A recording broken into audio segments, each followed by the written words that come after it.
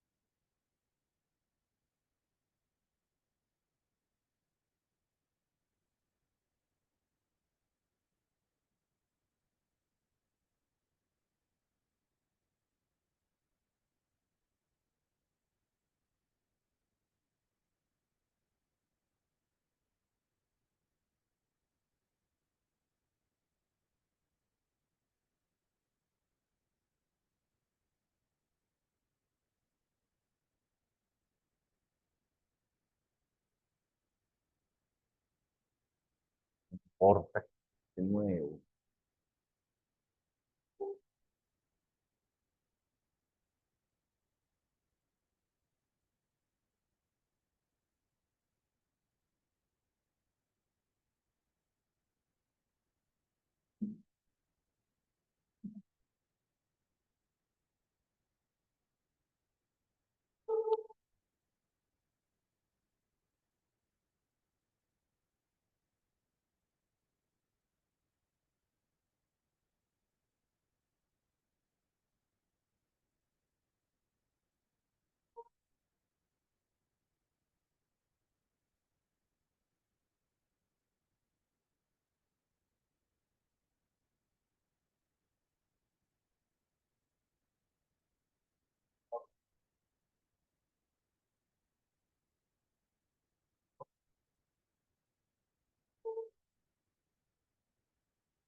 Y ahora sí lo maté todo. Pero qué belleza. Justo acá.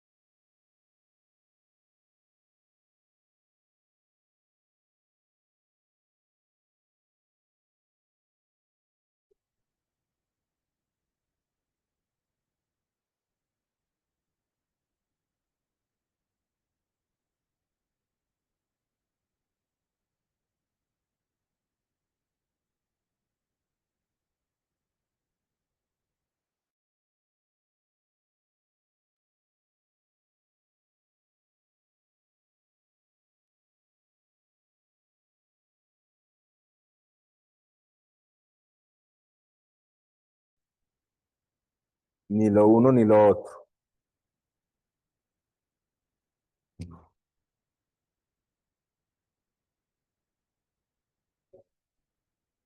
De que no hay señal. Ay, Dios mío.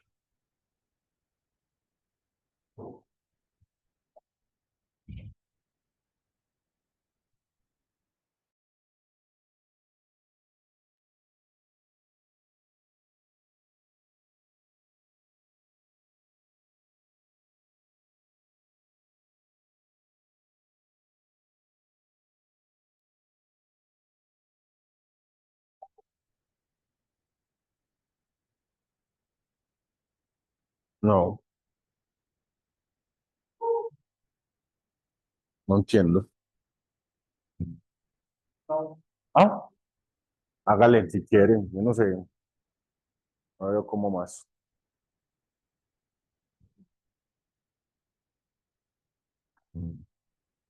No, él está prendido, pues.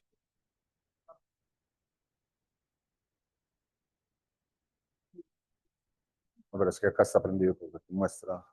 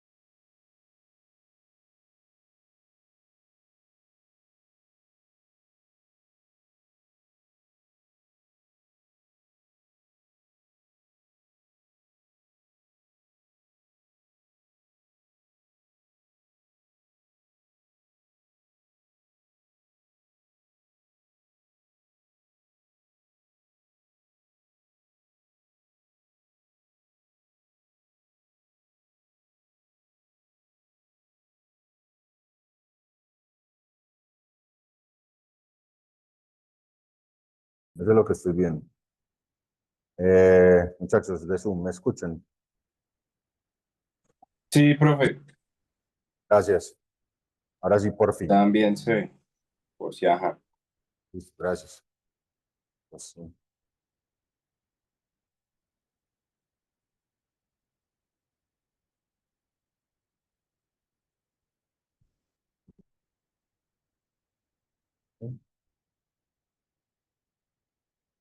Ah,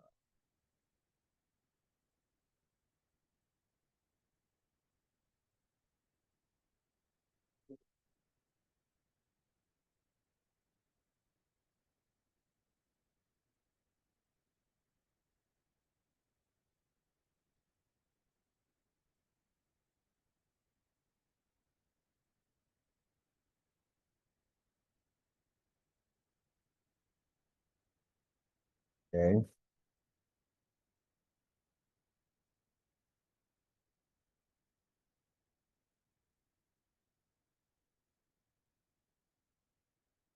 Listo.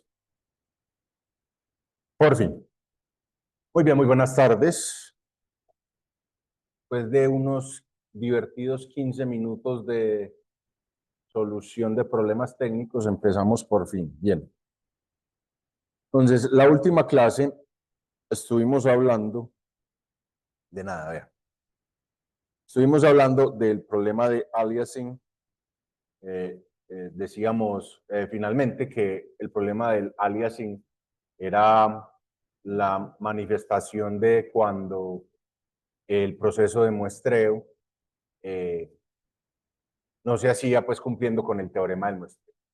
Vimos finalmente que el problema del aliasing era inevitable porque no era posible tener digamos, la primera condición que exige el teorema del muestreo, es que la señal que se va a muestrear sea limitada en banda. ¿Por qué dijimos que no podía tenerse una señal limitada en banda?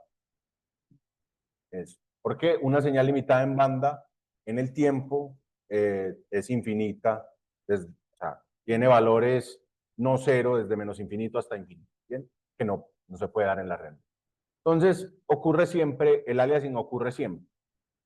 Y finalmente, entonces, decíamos pues que ese problema del aliasing se traducía en dos problemas puntuales. Uno es que la señal, como no es limitada en banda, entonces tiene una colita que se extiende en la frecuencia desde menos infinito hasta infinito. Y esa colita hace parte de la señal. Y uno, o sea, cuando uno aplica el filtro de muestreo, mocha esa cola. Pero además, la colita de las réplicas del espectro de la señal se suman a lo que no he cortado, ¿cierto? Lo que en este caso, que se ve ahí, eso. Lo que entonces en este caso es este pedazo, ¿cierto? Entonces tenemos esos dos problemas. Mocho parte de la señal, o sea, mocho un pedazo que sí es de la señal y agrego algo que no es de la señal. En realidad, entonces lo que estoy haciendo es como lo que mocho, lo agrego aquí, ¿cierto? Lo que se conoce como plegamiento espectral. ¿Bien? Entonces, decíamos, ¿qué se hace para mitigar un poquito ese problema? ¿Qué se hace para mitigar ese problema? Entonces, una de las cosas que se hace es aplicar un filtro antes de muestrear. Eso se conoce como filtro anti-aliasing, que resuelve uno de los problemas, no los dos. ¿Cuál de los problemas resuelve? La cola. ¿Cómo así que la cola?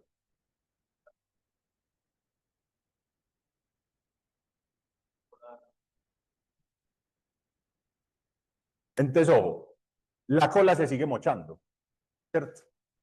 La cola se sigue mochando. Entonces, ese es un problema. Pero lo que sí ayuda es a contener un poquito el otro problema, ¿cierto? Pues, todavía se distorsiona un poquito la señal. Ok, entonces, vimos pues el análisis del filtro anti-aliasing y vimos pues que finalmente ese filtro anti-aliasing no se puede construir en la vida real, pero no por lo menos no ideal. El filtro que se construye es real, que tiene una respuesta como aparece ahí en el dibujo, la azul. Y dimos un ejemplo pues de un filtro Butterworth que se utiliza pues como para ese tipo de cosas. Finalmente vimos otros sabores de modulación de pulsos, donde la que veníamos usando para hacer el proceso de muestreo era solamente una. O sea, la información quedaba inserta en las amplitudes de los pulsos, ¿cierto? Eso se conocía como ¿qué? PAM, como modulación por amplitud de pulso. Pero hay otras opciones. Podemos también insertar la información de la señal original, no en la amplitud, sino, por ejemplo, en el ancho del pulso, lo que se conoce como PWM. Y hay una última opción, en la posición del pulso, ppm. Entonces presentamos pues esa información y presentamos una ilustración de esos tres tipos de modulación. Dijimos finalmente que PAM es muy susceptible al ruido aditivo, ¿cierto? ¿Por qué? Porque la información de la señal original va en las amplitudes de los pulsos. Y el ruido aditivo, eso es lo que daña principalmente, la amplitud de los pulsos. En el caso de PWM y PPM, también pasa el ruido aditivo, pero la información no va en la amplitud. Entonces, no afecta tanto. ¿Cuál es el problema de PWM y PPM? El primero es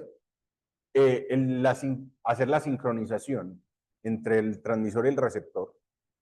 Es uno de los, yo se los he dicho desde el principio, es uno de los problemas más complicados en cualquier sistema de comunicación digital. Y entonces requiere alta sincronización, que es difícil de lograr en la práctica.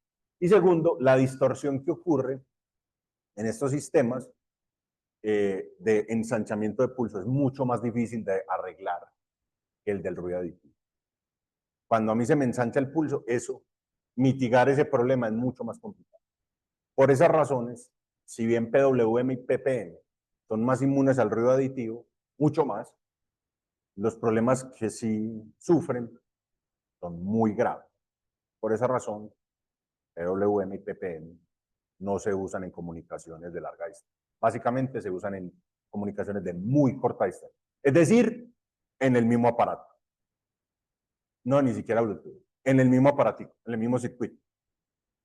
¿Por qué? Porque usted tiene como sacar la señal de sincronía de la misma parte, por ejemplo.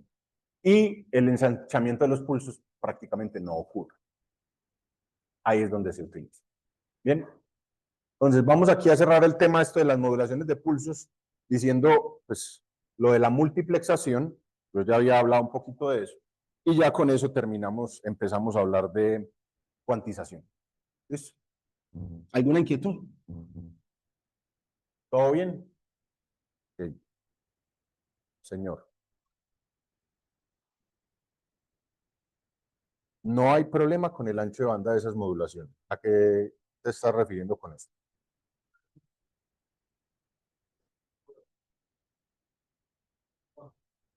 ¿Cuáles comunicaciones? Y entonces,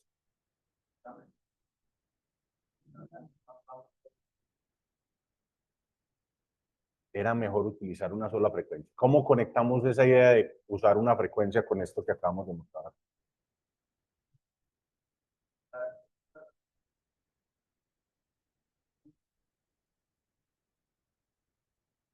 Entonces, por acá están diciendo que cómo hacemos para conectar estas modulaciones de pulsos con la idea de consumo de ancho de banda. ¿Sí? Entonces, en los tres casos, PAM, PWM y PPM, tenemos el mismo problema. ¿Por qué? Porque los pulsos son pulsos cuadrados en los tres casos. Lo que dice por acá Manuel es que las modulaciones de pulsos, recuerda él por el curso de redes 1S, decían que las modulaciones con ese tipo de pulsos, con pulsos cuadrados, tienden a usar mucho ancho de banda. Entonces lo que estoy preguntándole es, bueno, ¿y entonces qué hacemos? Suponiendo que en realidad sí ocurre un consumo de ancho de banda grande, entonces ¿qué hacemos? Entonces él dice que, por ejemplo, o sea, trata de conectar el concepto de frecuencia con estas modulaciones de pulso. ¿Sí? Y entonces.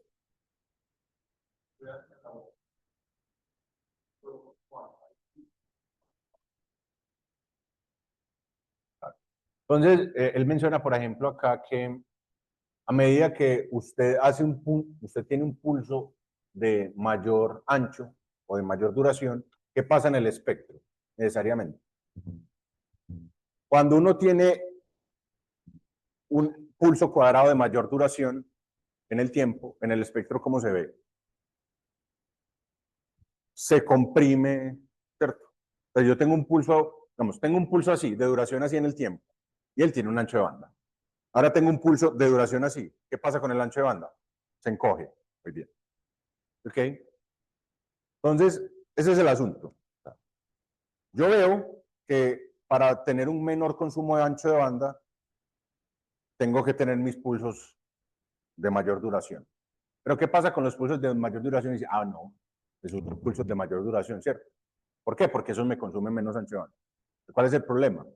Cuando yo tengo los pulsos de mayor duración, tengo menos espacio para meter más pulsos, lo que se traduce en una velocidad de transmisión de información más baja. ¿Sí o no? Entonces, ¿qué hacemos? Y ahí es donde está pues la ingeniería. O sea, tengo que un montón de dimensiones que tener en cuenta a la hora de diseñar el sistema. Consumo de ancho de banda, inmunidad al ruido, posibilidad de sincronización adecuada, velocidad de transmisión, etcétera, etcétera. ¿Y qué es lo que hacemos siempre? Sacrificar algunas de esas cosas para poder ganar en otras, dependiendo de la aplicación. Entonces, hay veces donde el sistema tiene mucha potencia, entonces puedo ganar más potencia. Lo que implica que yo, por ejemplo, mis pulsos tengan mucha mayor inmunidad al ruido. ¿Listo? Entonces puedo pegarle por ese lado. ¿Listo? En otros casos, tengo mucho ancho de banda, como en la fibra óptica. Tengo mucho ancho de banda, entonces puedo consumir ancho de banda. Ahí no me preocupo tanto por ancho de banda. Entonces ahí puedo tratar de exprimir el ancho de banda para, por ejemplo, transmitir más rápido. O sea, siempre en teoría, como casi, yo creo que en la ingeniería de comunicaciones es lo más, la manifestación más pura de lo que son como los balances en la ingeniería, del diseño ingenieril. O sea, siempre gano por un lado, pierdo en otro. Y entonces hay que tratar de mantener un balance dependiendo de todo. Siempre. ¿Listo? Hay otro fenómeno que lo veremos pues más adelante, bastante más adelante, que se llama interferencia intersimbólica. Siempre ocurre también. Interferencia entre canales, o sea, ya estamos metiendo pues más de un canal de información a la vez. Entonces, hay una interferencia que es incluso dentro del mismo canal, los símbolos se interfieren entre ellos mismos. Entonces, ¿cómo hacemos para? No se puede eliminar, pero entonces hay que mitigar eso. ¿Cómo hacemos? Hay un montón de problemas. ¿Ok? Entonces seguimos. Digamos lo siguiente. Las modulaciones de pulsos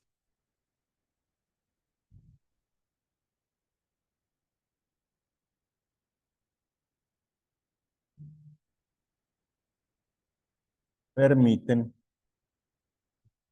también la combinación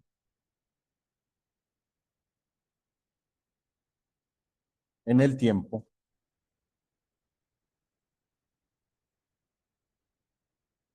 de señales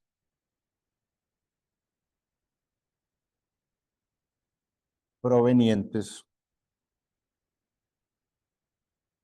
de diferentes fuentes.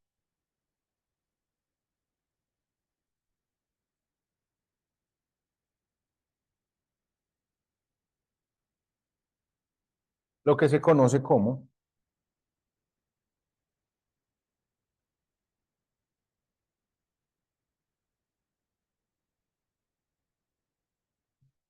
time division multiplexing.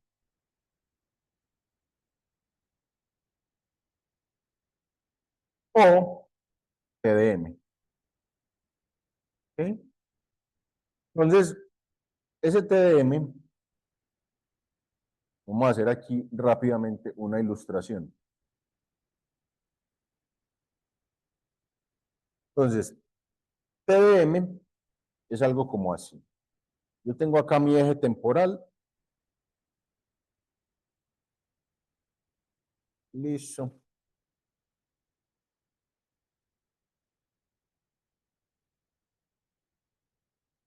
Y entonces voy a tener una primera señal de información que va a ser algo así.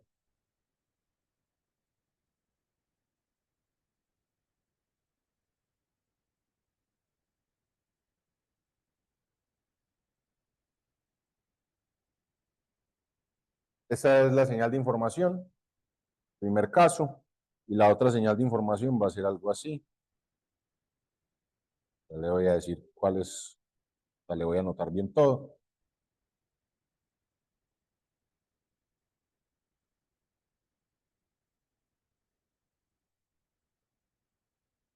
¿Sí?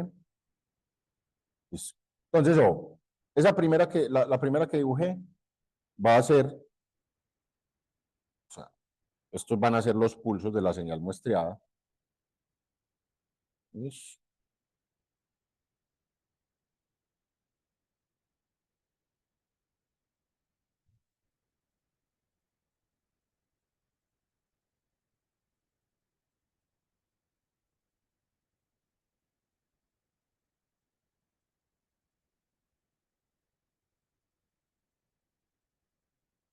Jamás se había visto tanto tembleque en la historia. Bien, esta digamos que es T1, virguliña de T. Recuerde que utilizamos esa virgulina para representar la señal muestreada, pero con pulsos reales, no con impulsos. Entonces, bien, y vamos a dibujar la otra, la azul. La azul, digamos que es algo así.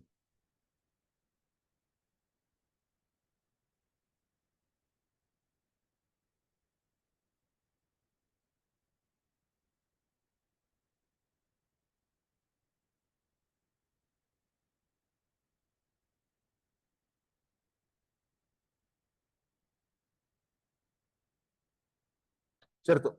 Entonces esta es G2 virgulina de T. ¿Ok? Entonces, ¿qué está ocurriendo? Recordemos, esto es el tiempo. Entonces, el tiempo. Entonces, ¿qué está ocurriendo? Estamos combinando en una sola señal las señales provenientes de dos diferentes fuentes, G1 y G2, ¿cierto? La estamos combinando en una sola señal. ¿Qué quiere decir? Que en ciertos momentos, digamos que tengo la duración completa del, digamos, tiempo de transmisión de toda la señal combinada. Pero ese tiempo de transmisión se parte en dos. El tiempo en el que transmite una fuente y el tiempo en el que transmite la otra, ¿cierto? Es como de acá hasta acá, de ahí hasta ahí, tengo para transmitir dos fuentes. Primero transmito la primera fuente y después transmito la segunda. Y se van turnando. Esa es la multiplexación por división de tiempo. ¿Listo? ¿Sí se entiende ahí la idea? Es sencillo, pues. Entonces, las modulaciones de pulsos permiten hacer eso. Cosa que con las señales analógicas no se puede hacer. ¿Sí o no? Con una señal analógica usted no puede hacer eso. Pero pues que quede claro por qué no se puede hacer eso con la señal analógica. O sea, ¿cómo hace uno para combinar en el tiempo dos señales analógicas, por ejemplo?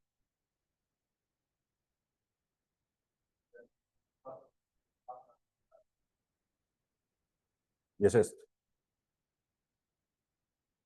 O sea, un espacio en el que tramita una y un espacio en el que tramita la otra. Es esto. Estás muestreando un pedacito, transmite una, muestra el pedacito de la otra, transmite. Exacto, no se puede. Hay manera de hacer multiplexación con señales analógicas, pero no en el tiempo. Ya vamos a ver un par de las otras. Entonces, note usted, y este dibujo pues va a tener sentido en un momento, si yo dibujo tres ejes coordenados,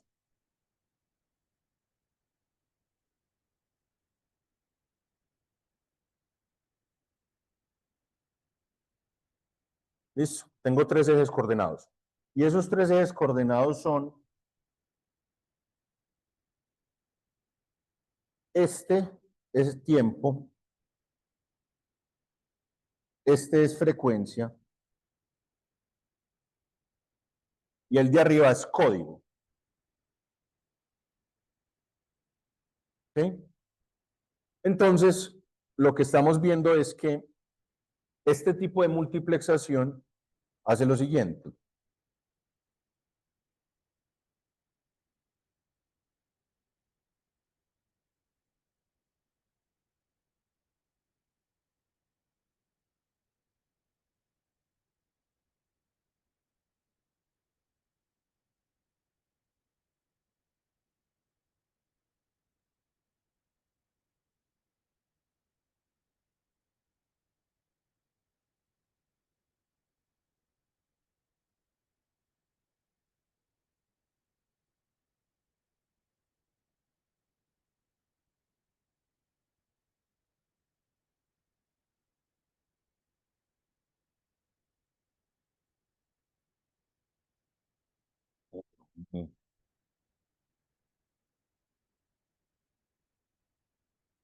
Es que lo que estamos viendo, tenemos que uno es el primero, que dos es el segundo, que tres, etcétera.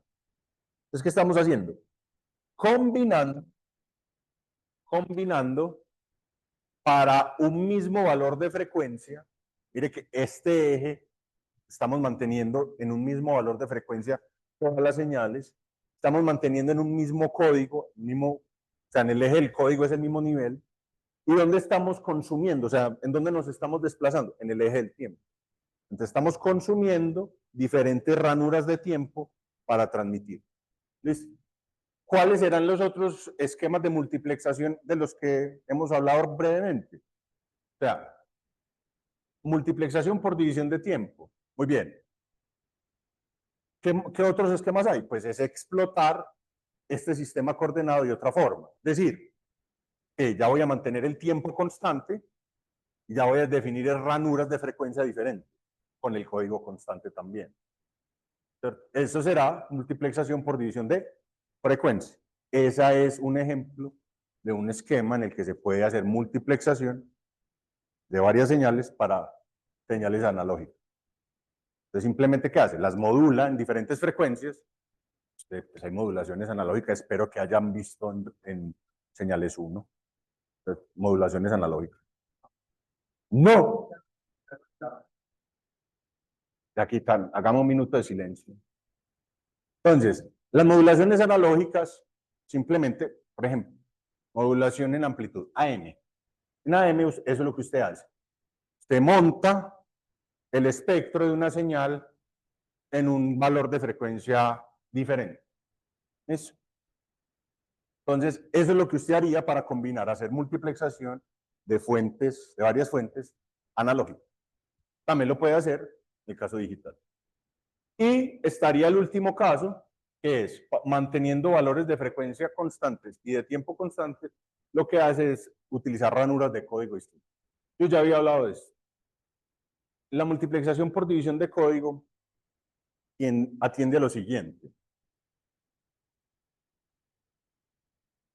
El ejemplo clásico es este. Estamos en este salón y nos queremos comunicar como pares de personas. Yo me quiero comunicar con él, ustedes dos. Entonces, ¿cómo lo hacemos? No vamos a cambiar de frecuencia, es decir, todos vamos a hablar en el rango del espectro de la voz normal. No vamos a hacerlo en turnos, o sea, no vamos a hacer la división por tiempo, sino que vamos a todos hablar al tiempo y con la misma frecuencia. ¿Cómo nos distinguimos? Cada uno va a hablar un idioma diferente, o sea, cada pareja va a hablar un idioma diferente. Un idioma que nadie más hable.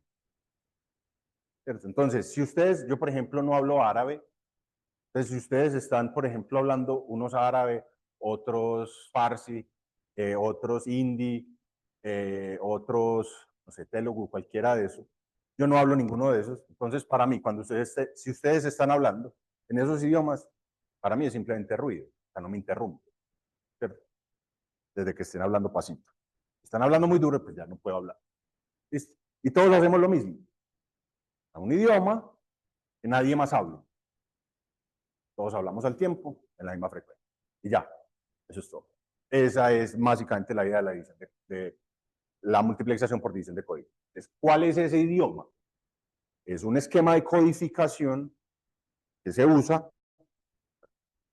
código para codificar las señales digitales y ese código es el idioma particular de cada uno. Entonces, esos códigos tienen una particularidad que son códigos ortogonales. ¿Qué quiere decir? ¿Cómo se traduce esto en la analogía de los idiomas? Nadie más entiende mi código. Solamente el que tenga el mismo código puede decodificar la información. Esa es como la definición de ortogonalidad. Si usted hace el producto interior entre un código y otro distinto, le da 0. Y si hace un producto interior entre un código y el mismo, le da 1. Entonces los códigos son ortogonales. Esa es la idea de la multiplicación por división de código. No lo vamos a ver acá. Eso atiende a, digamos, cursos que tienen que ver como sistemas de comunicación, pues, o sea, ya no teoría de comunicaciones, sino sistemas de comunicaciones, principalmente inalámbricos. ¿Dónde se utiliza el uno del otro? El de multiplicación por división de tiempo, se usa hoy en día poco. Se utilizaba mucho en la telefonía digital, en la primera y segunda generación de telefonía celular. La tercera generación de telefonía celular empezó a utilizar multiplicación por división de código. La cuarta, quinta, es por frecuencia, pero una en particular. se llama OFDM, ¿sí? Que es como FDM, o sea, multiplexación por división de frecuencia, pero donde las portadoras, las señales portadoras son ortogonales. La O viene de ortogonal.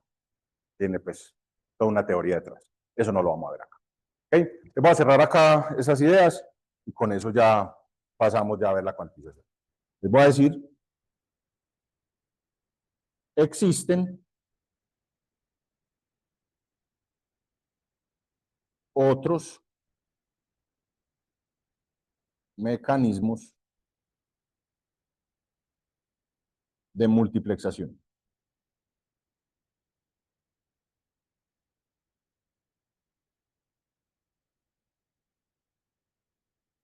Uno de ellos es frequency division multiplexing.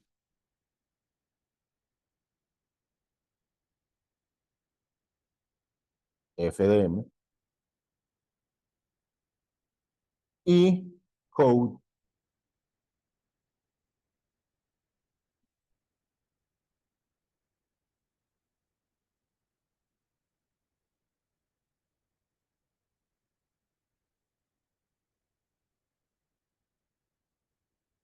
CDM. Listo. Yo le voy a leer la mente a alguno de ustedes. Está preguntando, profe, yo no puedo combinar. ¿Así me entiende?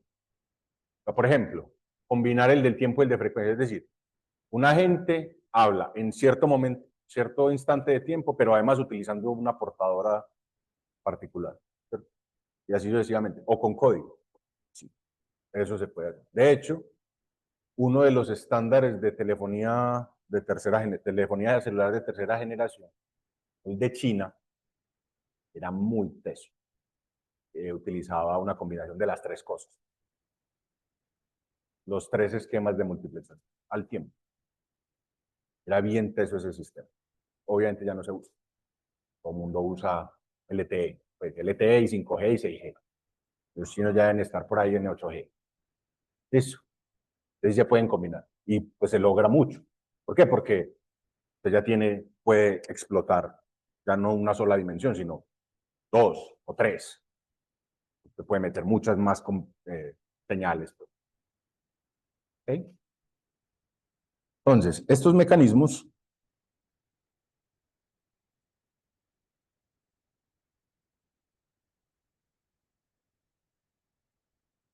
sin embargo,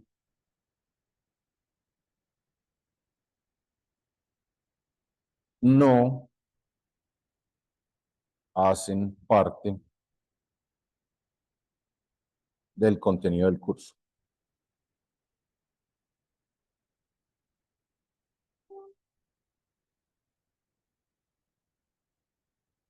Y por tanto,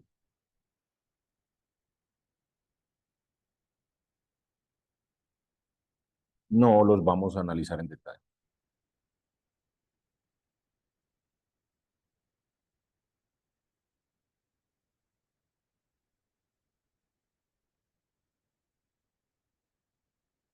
¿Okay? Simplemente entonces para cerrar el tema, es el mismo sistema coordenado, por ejemplo,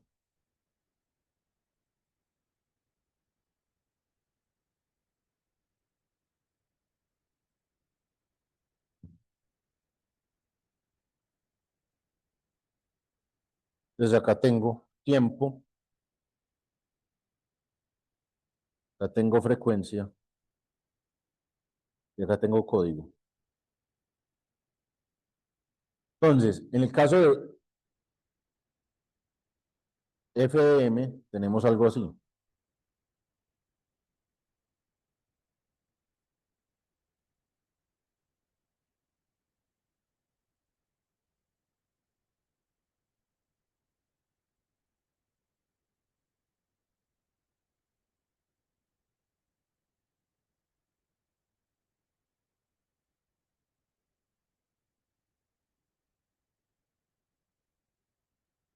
Listo. Entonces, ¿qué vemos ahí?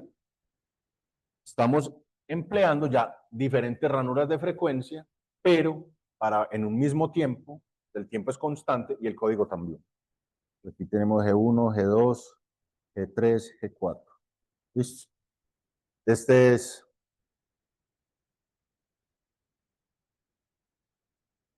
este. A ver si soy capaz de ver la raya. Este es este. Ahora, ¿cómo se ve eso en plata blanca? Entonces, tenemos el eje de frecuencia.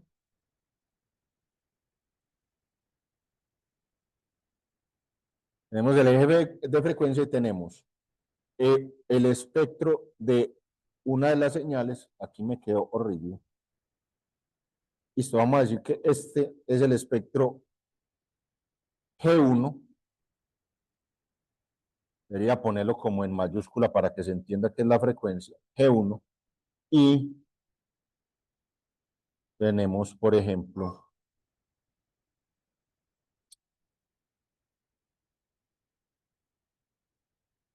este sería G2. Nuevamente, este eje es la frecuencia. Así se ve. Y el caso de modulación, multiplicación por división de código, no se los puedo pues ilustrar así de esta manera, pero pues por lo menos el dibujo de los ejes sí se los puedo hacer. Pues hagámoslo por acá.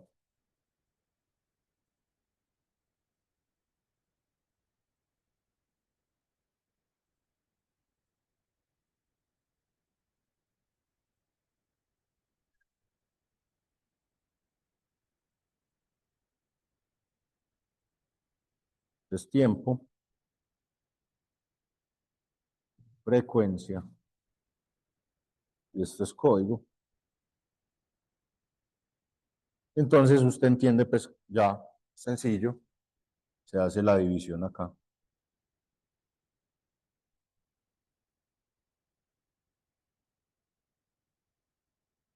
Eh,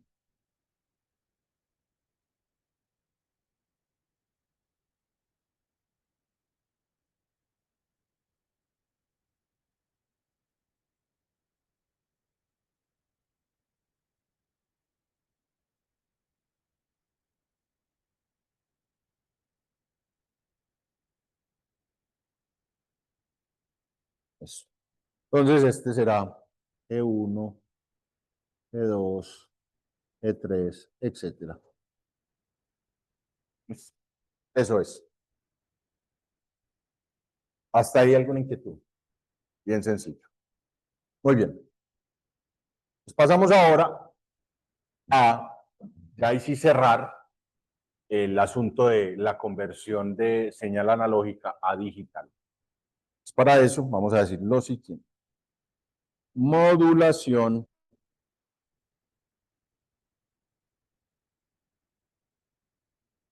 por pulsos codificados.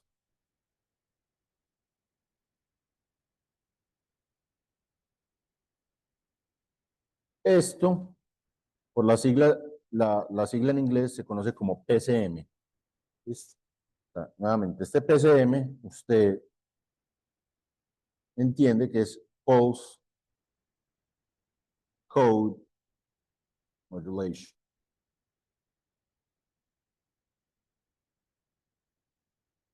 ¿Listo? ¿Sí? ¿Alguien ya conoce PCM? ¿Alguno? ¿Tiene una noción de lo que es PCM? No, ni idea. Bien. Entonces, PCM es simplemente un esquema que establece la forma de cambiar de una señal analógica a una digital, completamente. ¿Listo? Y se ha utilizado en muchas aplicaciones. ¿Listo? Por ejemplo, lo vamos a decir explícitamente en un momento. Los CDs. A ustedes les tocaron los CDs. Los CDs están codificados con PCM. O sea, las señales analógicas son escritas en los CDs utilizando PCM. ¿Listo? ¿Dónde más? La telefonía digital. Señor.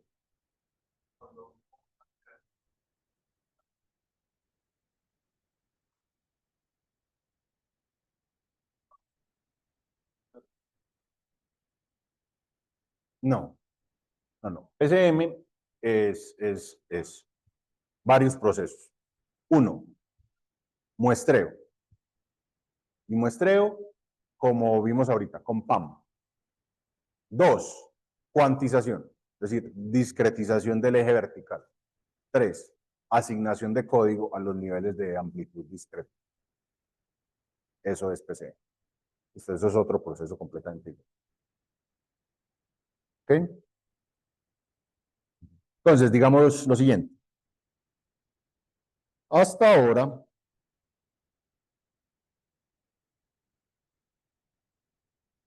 hemos discutido el proceso de discretización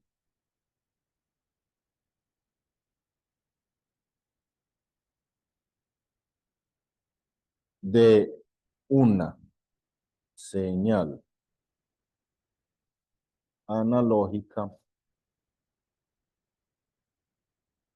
en su dimensión temporal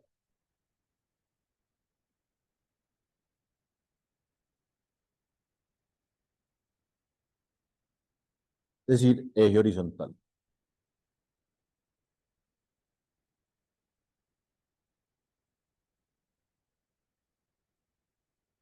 Para completar su conversión al formato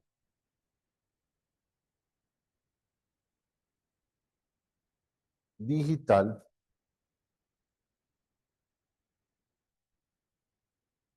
debemos discretizar también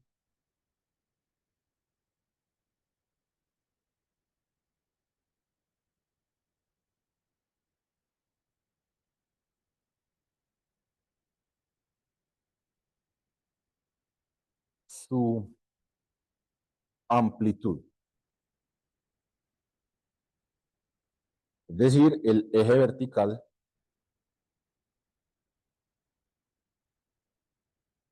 lo que se conoce como cuantización.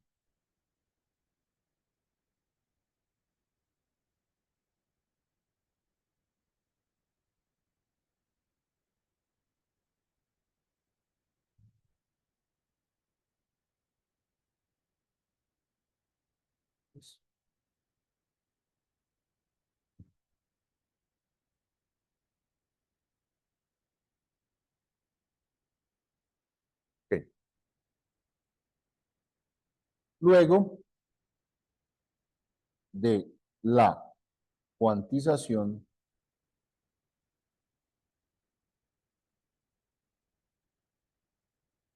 a cada uno de los posibles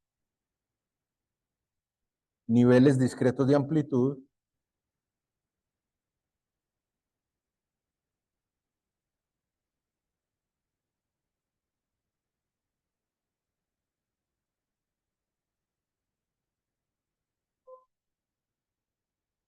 se asigna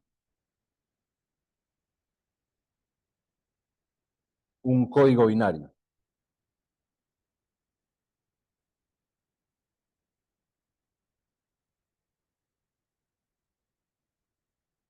Eso es lo que se conoce como codificación.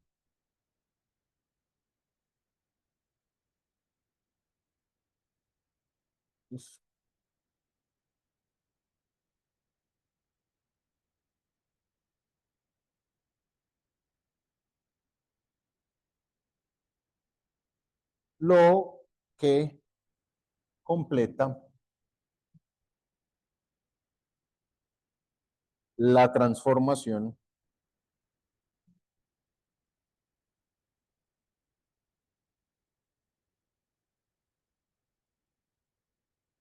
de la señal analógica en su versión digital.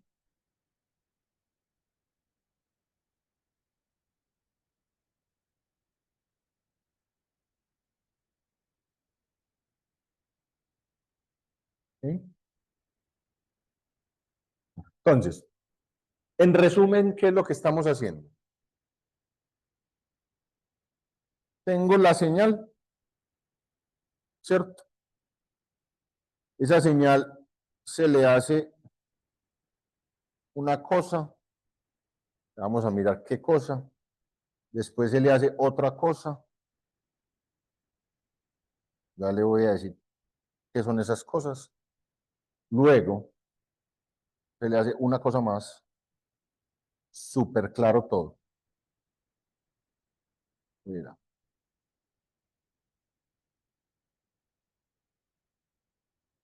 sufre básicamente 4 transformaciones. ¿Sí? Listo. Ahora sí, ¿qué son esas cosas?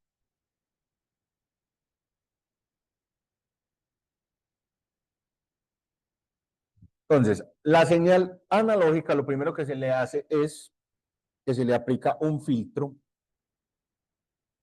anti-aliasing.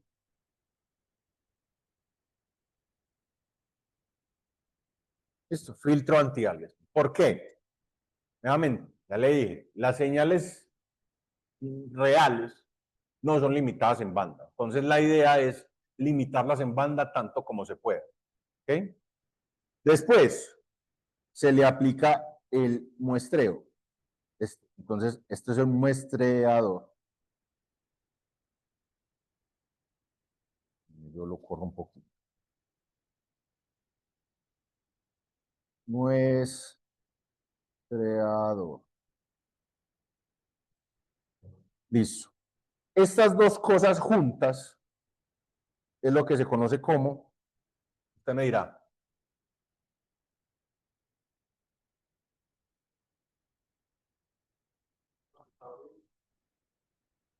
decir, esto, ¿eso es qué? Esto es lo que se conoce como el proceso de PAM.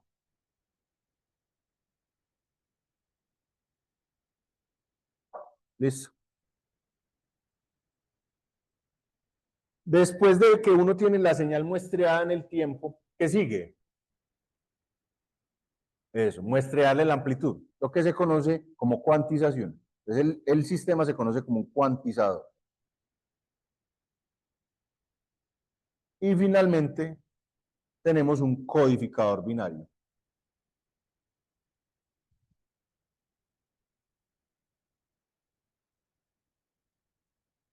¿Listo? Entonces,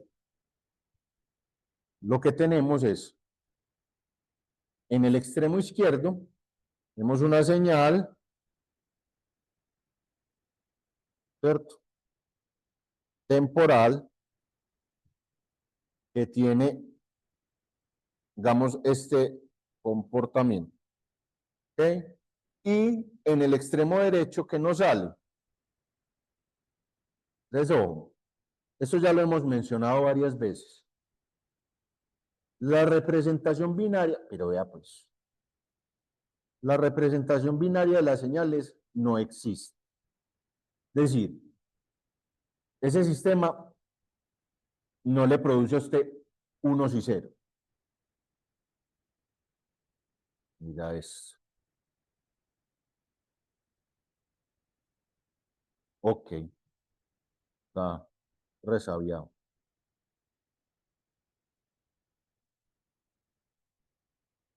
Entonces, esto es el tiempo también. Entonces, ese proceso de transformación de la señal en digital, ¿cierto? Me va a entregar unos y ceros.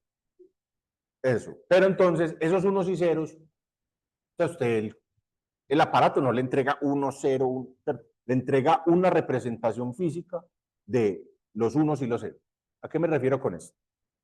En un circuito, cuando usted habla de unos y ceros, O sea, no es que el circuito te esté mostrando un 1 y un 0, así un dibujito de un 1 y un 0. Él te muestra una onda de voltaje en donde el 1 es un pulso con cierta amplitud y el 0 es 0 voltios o una amplitud diferente. ¿Listo?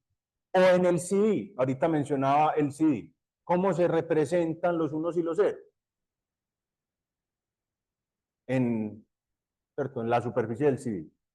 Entonces, cuando haya un rayoncito, es un 1, y cuando no haya rayoncito, es un 0.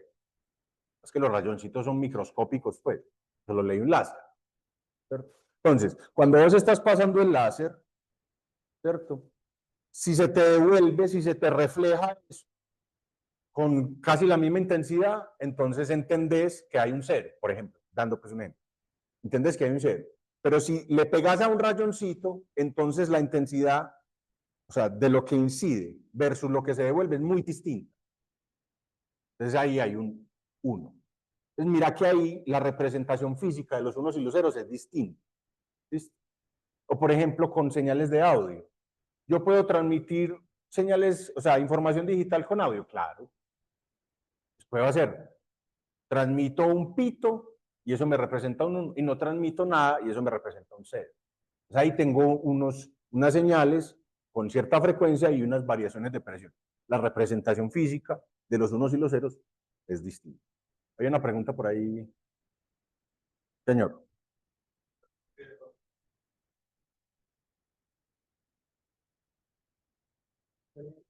Sí, sí.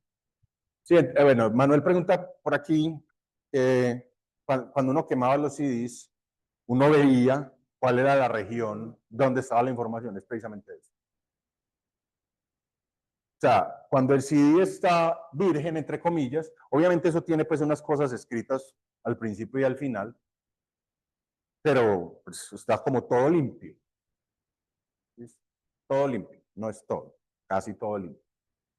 Y cuando vos ya escribes la información, entonces lo que era limpio ya no es limpio, sino que tiene unos pedacitos que están pues, dañados, o sea, representando pues un pulso, pues, o ¿cómo se dice eso? Como la manifestación de un cero, por ejemplo. Entonces, tiene un dañadito. Entonces, cuando usted agrega todos esos dañados, desde adentro hacia afuera veía cuál era la región que tenía. Eso era lo que uno hacía pues cuando quemaba los CDs.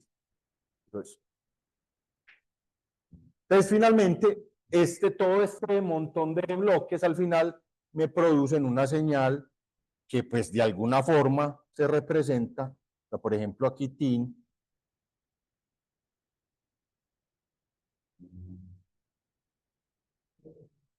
Ah,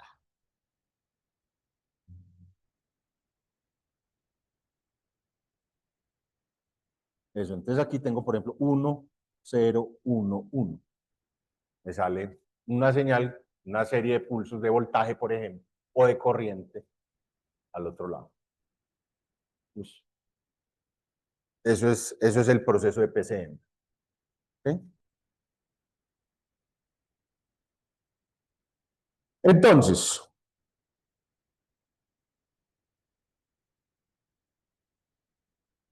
una modulación por pulsos codificados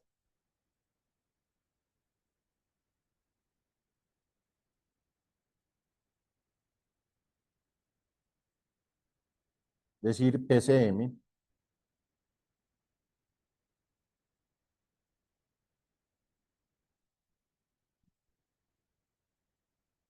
ah, ok,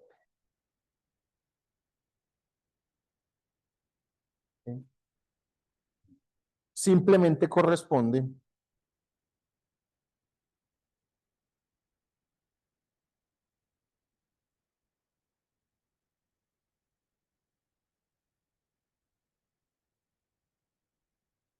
a una señal modulada con PAM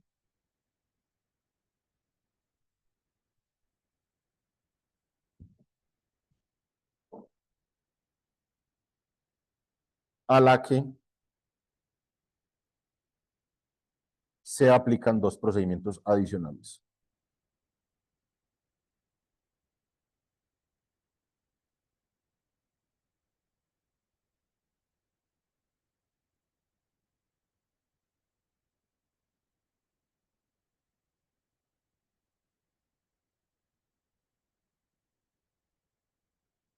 ¿Cuáles procedimientos adicionales? La cuantización y la codificación binaria.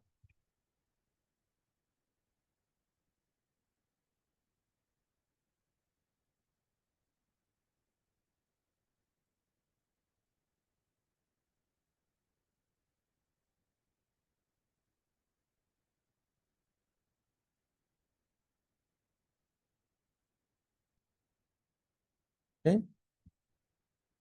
Entonces, ejemplo de ilustración.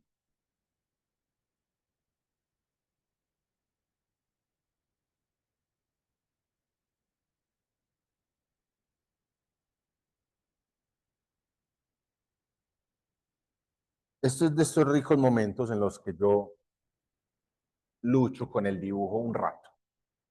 Bien, entonces vamos a tratar de ilustrar un poquito la cuestión. Eso,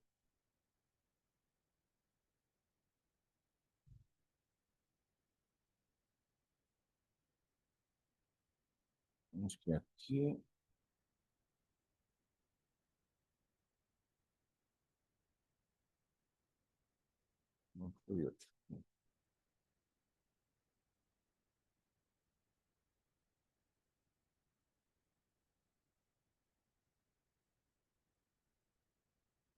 ¿sí?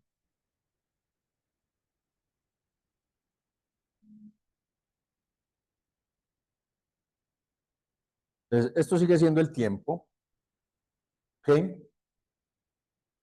Y yo voy a dividir esto en 16. Entonces, ojo.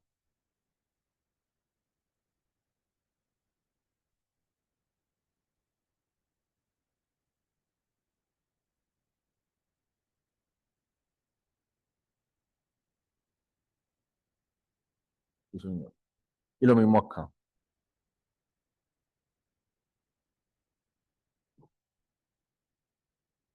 ¿Ok? Y unas rayas aquí. Eso.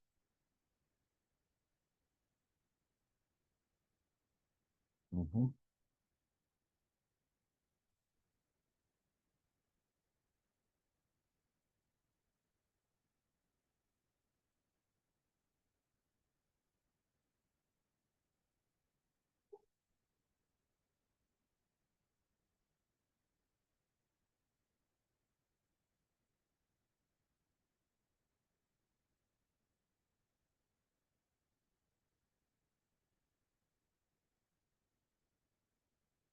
Mm.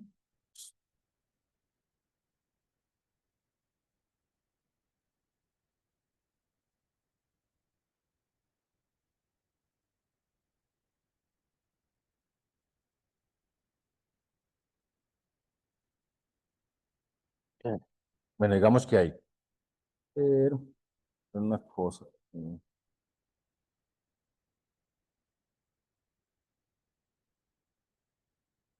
No, un momento.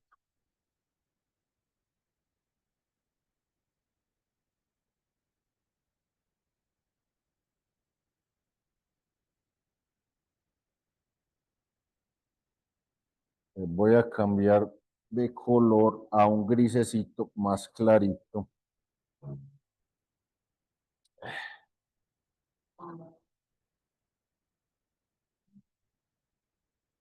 Como esto. Eso. ¿Ok? Entonces ahí está. Y entonces la señal original va a ser algo así.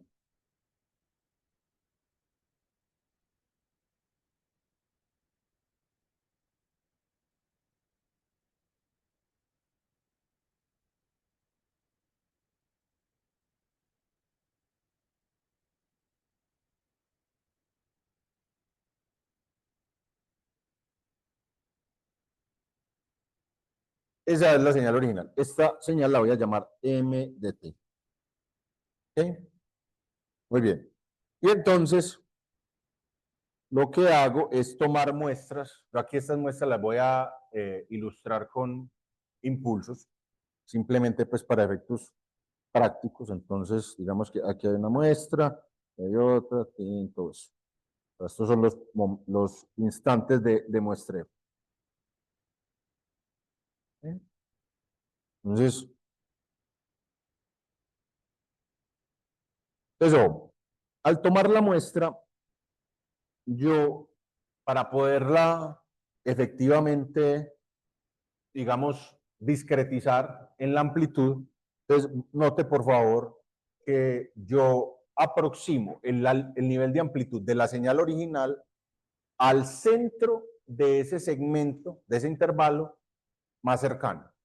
Entonces note, el nivel de amplitud original acá es este, ¿cierto? ¿Cuál es el centro de intervalo más cercano? Pues este. Entonces ahí tomo la muestra. En este caso, será algo, bueno, no, ahí es aquí, es tiki, ¿cierto? Y así sucesivamente. Entonces, vamos a tratar de hacerlo así. Entonces, eso es, y será acá, aquí será acá, acá será acá, acá será aquí. Sí,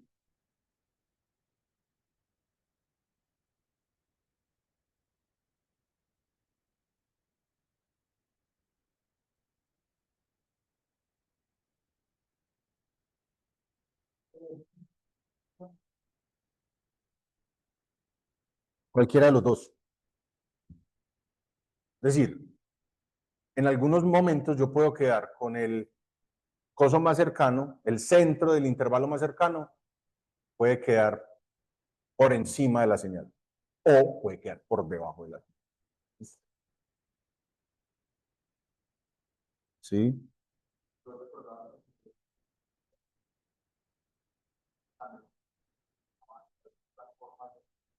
Sí, sí, hay muchas.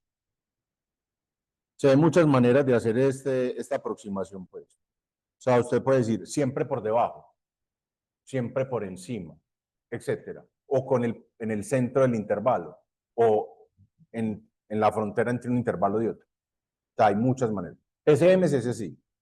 O sea, PCM estándar, pues, convencional, sí es ese. Pero hay muchas maneras de. Todas válidas. ¿Listo? Todas son válidas.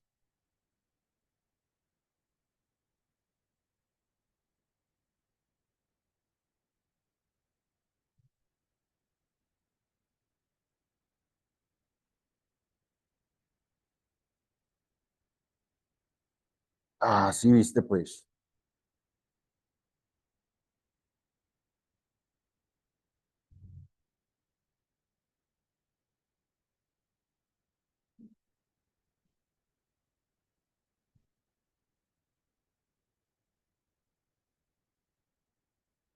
Esto es algo así.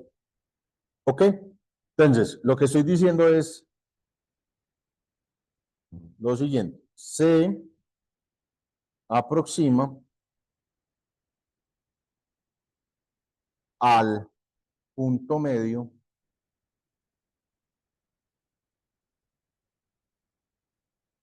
del intervalo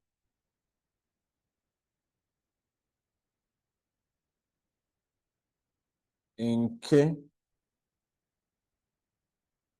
el valor de m de t cae. Muy bien. ¿Ok? Eso es la cuantización. ¿Listo?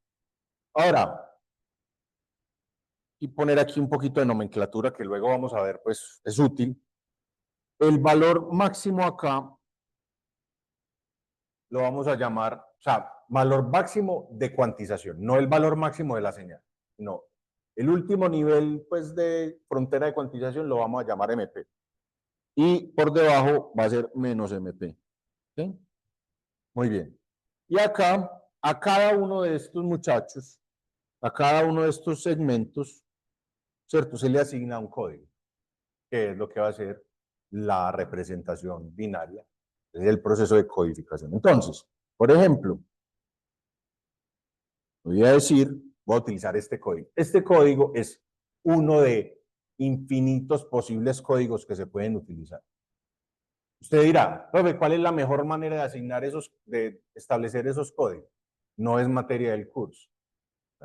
Como que códigos óptimos, codificación óptima. Eso es como teoría de la información. ¿Sí?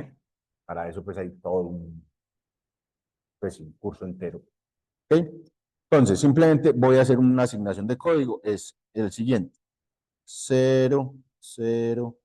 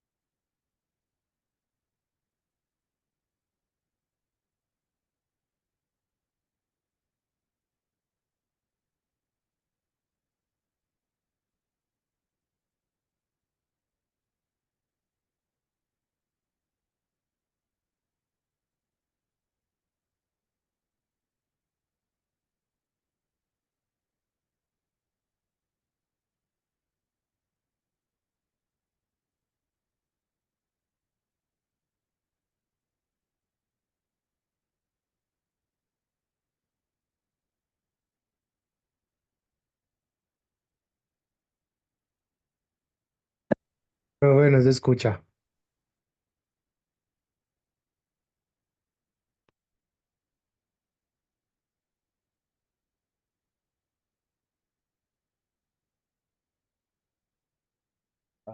¿Está hecho ya? Ya, profe, ya. Listo, gracias. ¿Cuánto mide ese pedazo de arriba hasta abajo? Esto de acá.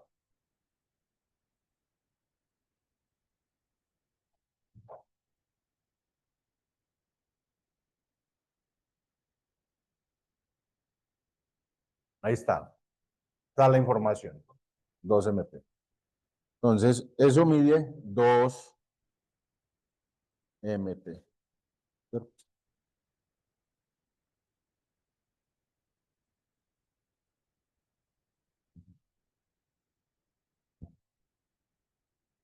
Muy bien. Y este pedacito aquí, o sea, la longitud de un intervalo, esto, vamos a decir que mide delta de B. Un pedacito de esos mide delta.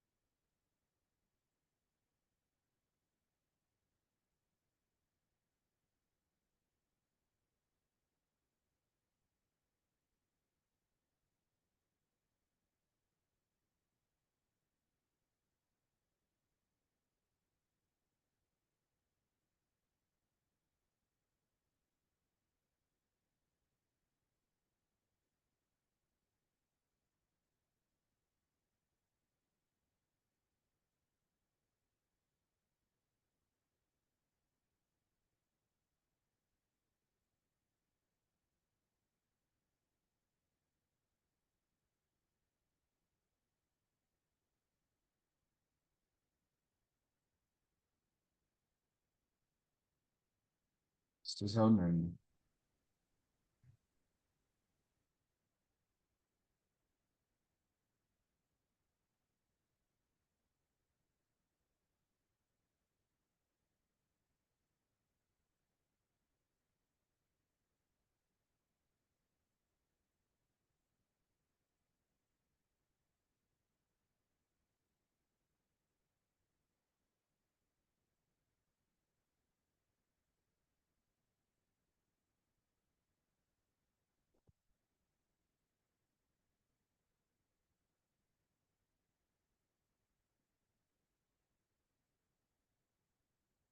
¿Sí me escuchan ahí? Sí, profe, ahí se escucha. Gracias. Así, de la ilustración anterior, podemos decir una serie de cosas. Entonces, lo primero, en la cuantización,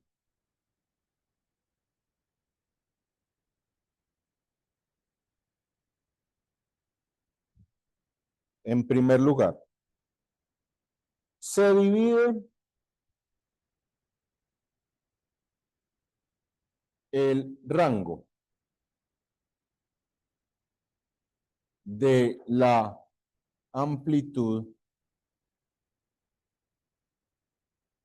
de m de t que va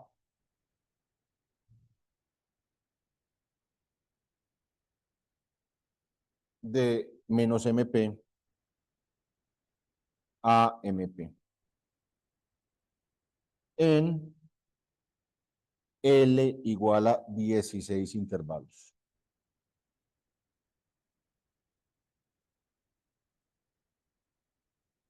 ¿Ok? Muy bien. Primer elemento. Cada intervalo tiene un tamaño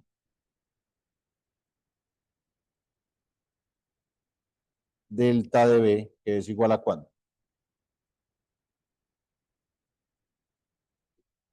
Eso. Delta de B es 2mp sobre L, que en este caso es 2mp sobre 16, o sea, mp octavos. Digamos acá, esto es igual a mp octavos, en este caso. Muy bien. Último asunto.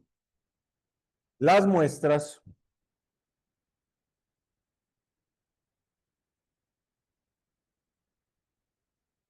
temporales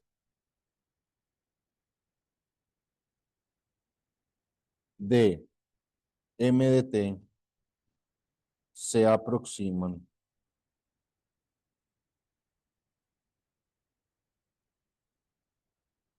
al punto medio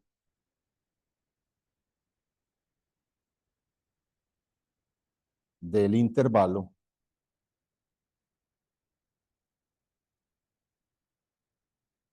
en el que las amplitudes de las muestras caen.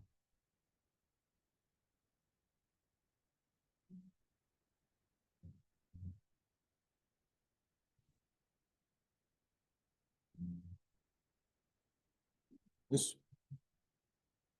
Para todo este proceso, o sea, todos esos pasos que estamos describiendo ahí, todo eso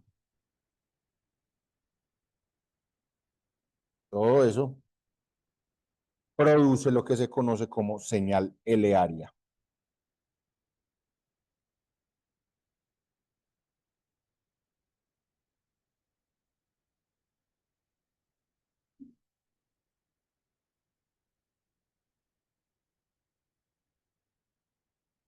L área. Es decir, esta señal sin la codificación es una señal que está muestreada en el tiempo y que está cuantizada. Pues esa señal se conoce como señal L-área. ¿Por qué L-área? Porque hay L niveles de amplitud. Muy bien. Eso en cuanto a la cuantización. Y en la codificación, en cuanto a la codificación binaria, entonces digamos,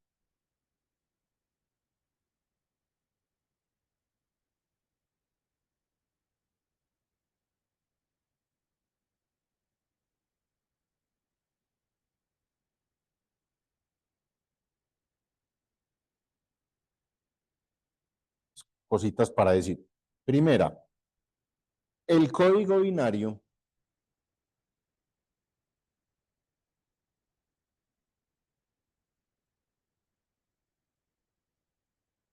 simplemente asigna la representación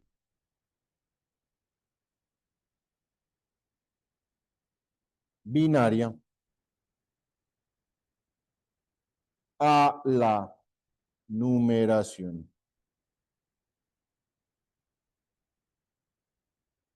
decimal de los 16 intervalos.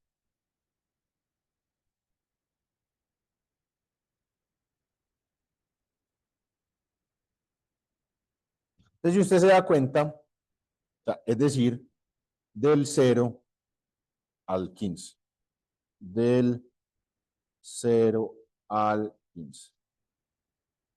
Si usted se da cuenta, ¿qué esquema de codificación estamos usando acá, tal como está descrito ahí? Mire, este primer intervalo es el 0, ¿cierto? Este es el 1, el 2, el 3, el 4. ¿Sí? O sea, este bit es que el signo, ¿cierto? Entonces, acá abajo tenemos exactamente los mismos códigos, solamente que con negativo. ¿Listo? Eso es.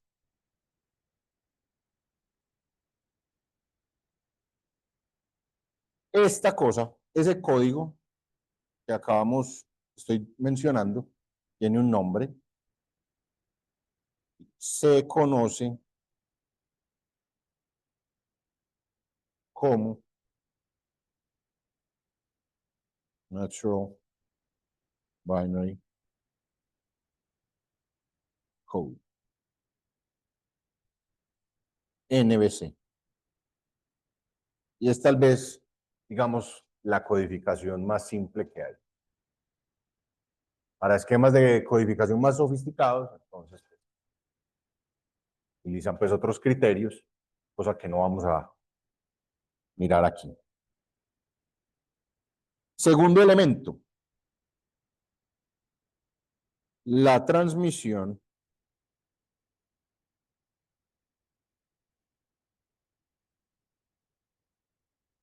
de los datos binarios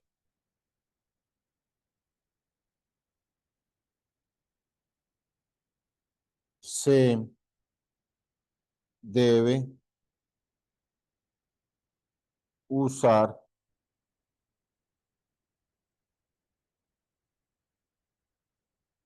entonces, o sea, esto está súper bien redactado. Déjeme, yo hago una corrección acá. Vamos que en en la transmisión de los datos binarios se debe usar una señal que lo represente.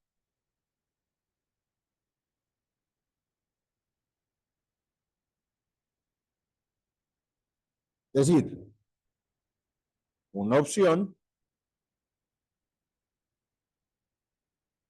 es asignar un pulso de amplitud positiva, más bien, un pulso de amplitud nula al valor binario 0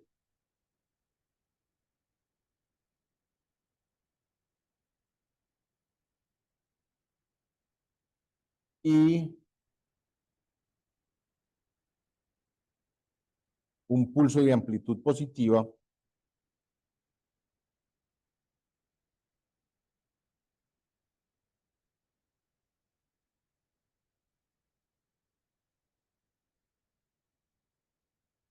al valor binario 1.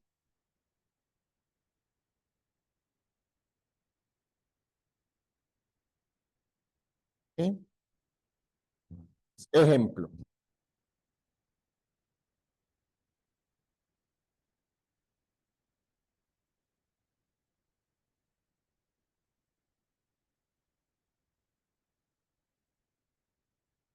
Entonces acá simplemente voy a tener pues una serie de valores binarios, ¿cierto?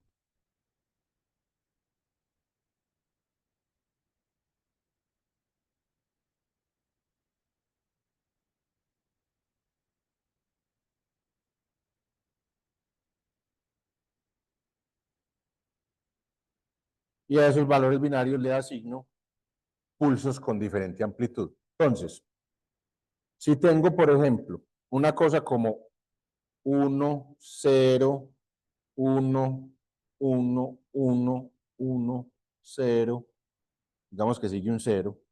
Entonces, ¿qué hago? Ah, bueno, entonces a este man es tin, tin, como un poquito más largo. Tin, tin, tin. ¿Qué sigue aquí? Sigo en el tin, ¿cierto? Y aquí, tin, tin. ¿Y acá qué hago? Entonces bajo acá, vuelvo y subo. Ustedes ya conocen ese esquema en el que yo siempre bajo.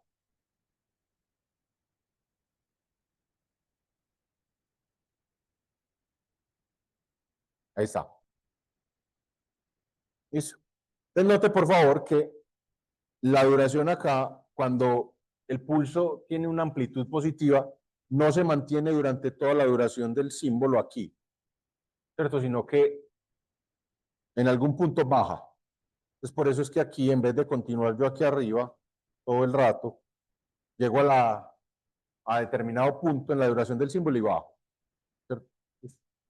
Como veremos más adelante, eso se conoce como, ¿cómo se llama eso? No,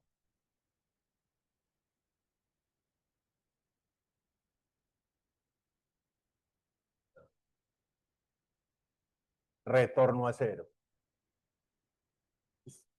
Codificación con retorno a cero. Muy bien, eso lo veremos más adelante. Ok, ahora decimos lo siguiente entonces. PCM es una técnica de digitalización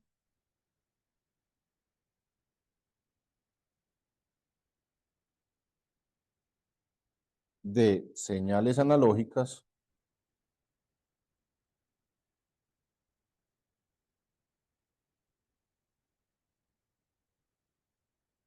con numerosas aplicaciones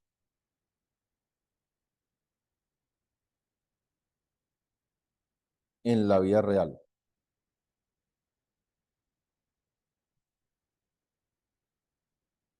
especialmente en contextos donde se involucra audio.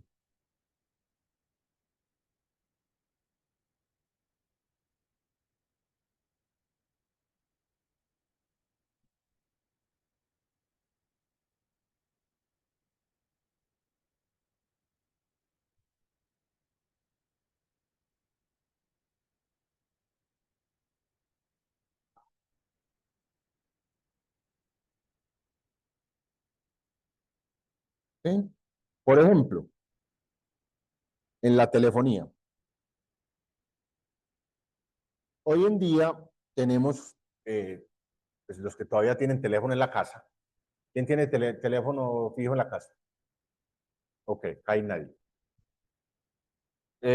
Hoy en día ese tipo de telefonía es toda IP, ¿cierto? Pues obviamente es digital. Pero antes existía, antes de que existiera pues la telefonía IP, existía la telefonía digital. La telefonía digital utilizaba PCM para transformar la señal de voz en pues, señales digitales. ¿Sí? Como mencioné ahora, los CDs, comunicaciones satelitales.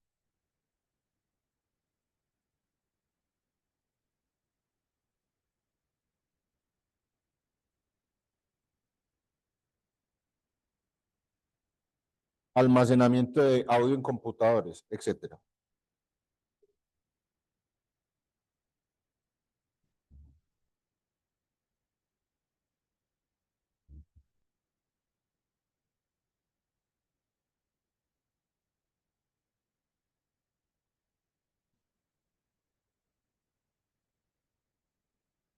¿Sí? ¿Listo?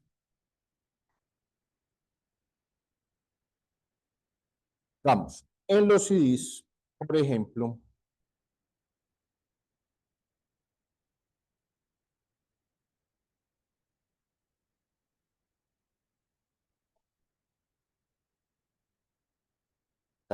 claramente en los CDs hay audio digital.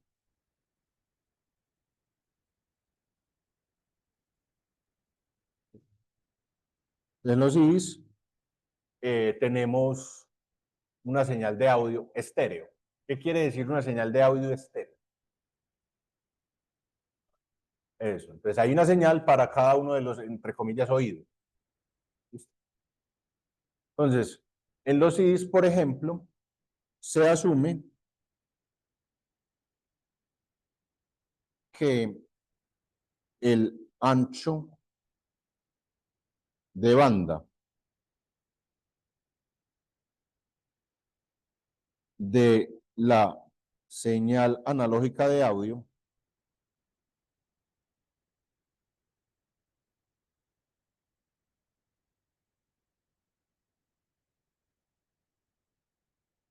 es de... Entonces, ¿esto por qué está limitado? Nuevamente, los CDs básicamente, ¿cuál es la funcionalidad? ¿Cuál es el objetivo? Sí, pero ¿qué tipo de información? Música. ¿Sí o no? ¿Para qué? Para que usted después la reproduzca y la capture por el oído. Entonces, el ancho de banda de esa información que voy a meter en el CD, ¿cuál es? ¿Qué lo limita? ¿Qué lo define?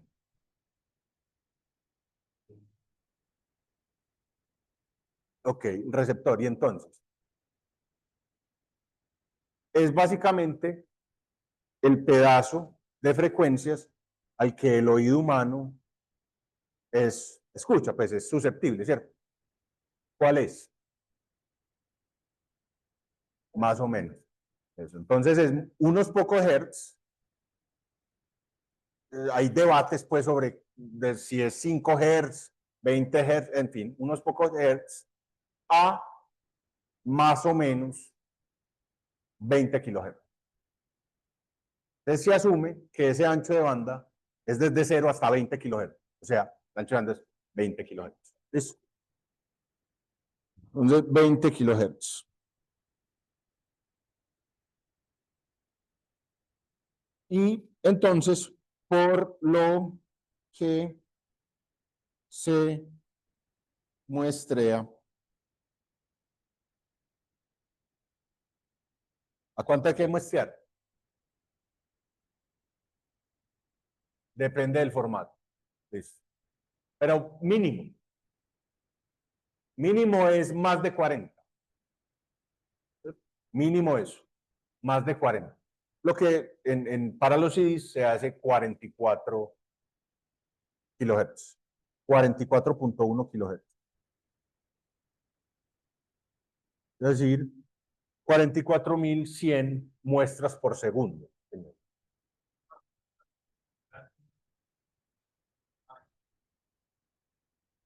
No, o sea, nunca es recomendable decir, estar en el límite del teorema del muestreo nunca es recomendable. A veces funciona. ¿Cuándo funciona estar en el límite del teorema del muestreo?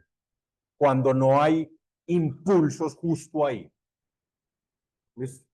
Cuando usted no tiene impulsos justo en ese límite del teorema del muestreo, ahí puede utilizar pues esa frecuencia. Pero nunca es recomendable ser exactamente trabajar con él.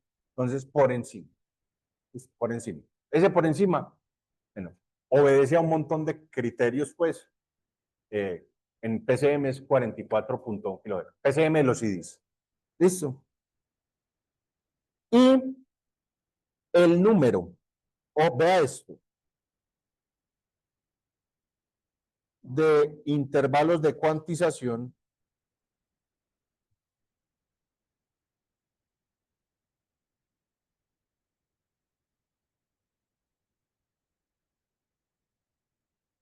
el número de intervalos de cuantización es, ¿cuál cree usted? El ejemplo lo hicimos con 16, ¿cierto? ¿Cuántos cree usted? Ok. Ok. Bueno, eso es otra cosa. No importa si son iguales o no. Aquí Manuel está hablando de una cosa que llama cuantización no uniforme. Luego veremos eso. ¿Cuántos intervalos de cuantización cree usted que tiene ese PCM de los CDs? Entonces por aquí dan una clave. Dice que son 32 bits. 32 bits para cada intervalo.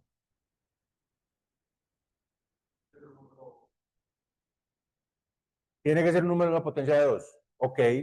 ¿Cuánto cree usted? O sea, eso puede ser 256, puede ser 512, ¿cierto? 16 bits. Ok. L igual a 65.536. 65.536. ¿Por qué no son 16 bits? Porque es estéreo. Entonces es 16 bits para un canal y 16 bits para el otro. Es 32 bits. Entonces, exactamente, esto es un código binario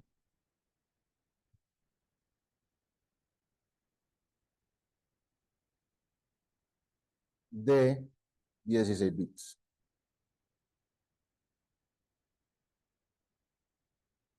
Entonces, para una señal de audio de 2 canales,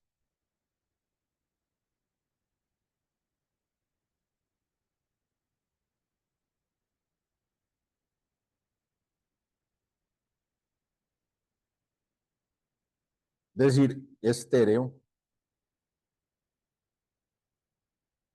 la tasa de bits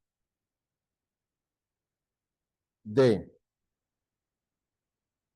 una señal de audio en un CD es ¿cuánto? Usted me va a decir. Entonces, ¿cuál es la tasa de bits de una señal de audio estéreo en un CD? ¿Cómo la calculo? Es absolutamente trivial, pues. Eso es otra cosa. Pues, o sea, eso sí está relacionado, pues eso no lo...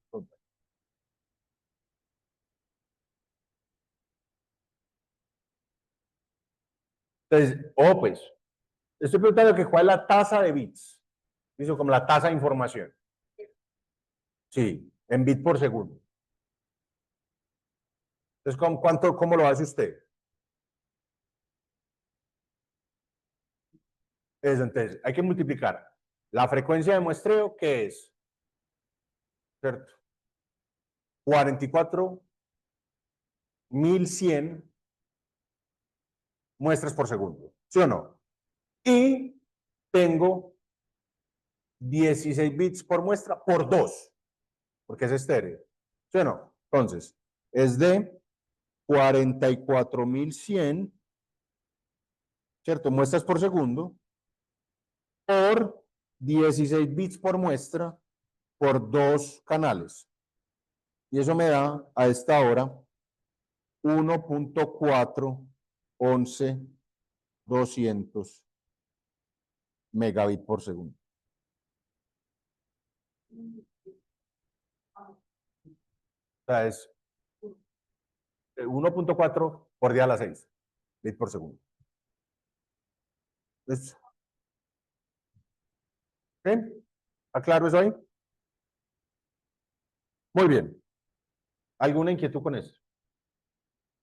Entonces, eso es el esquema de, digamos, el sistema de conversión PCM, de analógico a digital. Ok, vamos en este instante a empezar el tema de cuantización uniforme. ¿Qué quiere decir cuantización uniforme? Eso, entonces, que ese delta de B, cuando estoy hablando de cuantización uniforme, quiere decir que este delta de B es constante. Entonces, o sea, la distancia de aquí a aquí es igual a la distancia de aquí a aquí. Todos estos intervalos tienen la misma longitud. ¿Listo? Eso versus cuantización no uniforme. Ahora, digamos, hablemos de eso, pues, y con eso cerramos. ¿Por qué cree usted que existe la cuantización no uniforme?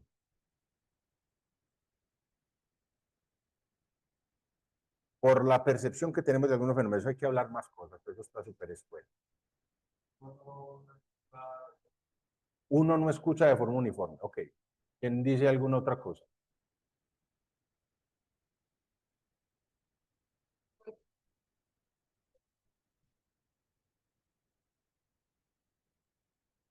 Se repita más. Ok, te estás hablando de la codificación. Esa no es la razón. Es decir, eso es importante. Por acá están diciendo que la razón es que uno, como hay unos niveles de amplitud que ocurren más que otros, entonces uno quisiera hacer eso de forma no uniforme. Eso es la cuantización, la codificación. Es para ahorrar, digamos, bits en proceso de transmisión, es aquellos niveles de amplitud que se presentan con más frecuencia, uno pudiera asignarles una representación binaria más corta. Y a los que se presentan con menor frecuencia, una representación binaria más larga. ¿Listo? Eso es la codificación, eso no es. ¿Cómo? Codificación ortogonal. Ok. En la señal no. Dicen por acá que se puede dar que en la señal haya más información en unos lugares que no. No. Repito la pregunta. ¿Por qué creen ustedes que existe cuantización no uniforme? Es decir, ¿por qué en algunos casos yo quisiera no tener esos intervalos de cuantización con la misma amplitud en todos los casos o con la misma distancia? La resolución, ¿cómo así?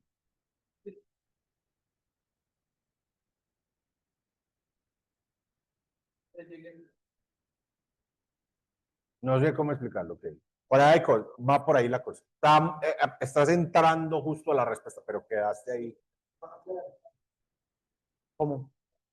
¿Cómo hay que por la potencia de la señal? No, no entiendo.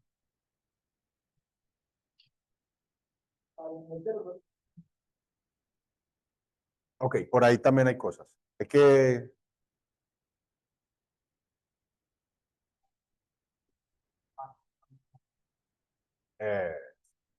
es ver aquí mencionan que es la diferencia en resolución de ese proceso de cuantización. Entonces, ¿a qué nos estamos refiriendo? Lo siguiente.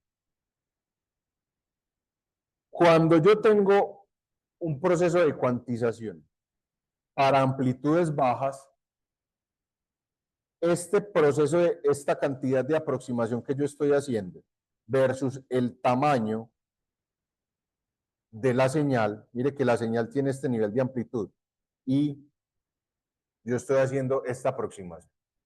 Versus, por ejemplo, este caso, en donde la señal tiene esta amplitud versus el proceso de aproximación que es este pedazo.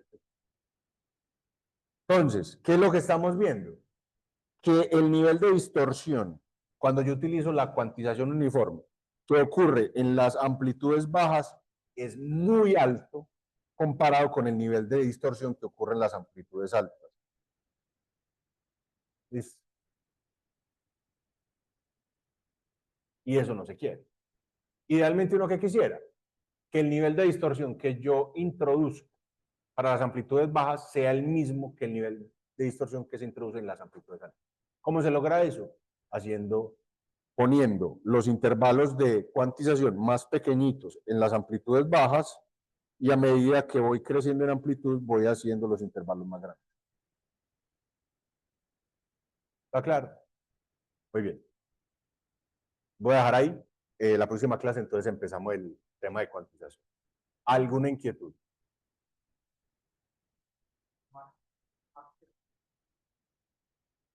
No. O sea, porque es que vos pudieras meterle a eso 1.000.000 de intervalos de cuantización. Entonces ahí vas a tratar, o sea, eso ayuda a ser más fiel a la señal original. Pero igual estás incurriendo en el mismo problema. Que estás haciendo, introduciendo un ruido muy grande en las amplitudes bajas y un ruido muy pequeño en las amplitudes altas. Uf. ¿Ok? ¿Alguna otra inquietud, muchachos? ¿Todo bien? Manuel.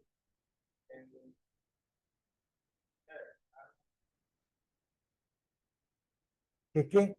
Ah, sí. El estándar de tercera generación de telefonía chino es TDS-CDMA. Ok, muchachos, los de Zoom, ¿alguna inquietud, comentario? Por mi parte no, profe. Bueno, muchachos, entonces nos vemos el jueves, que estén muy bien. Listo, gracias. Gracias, hasta luego.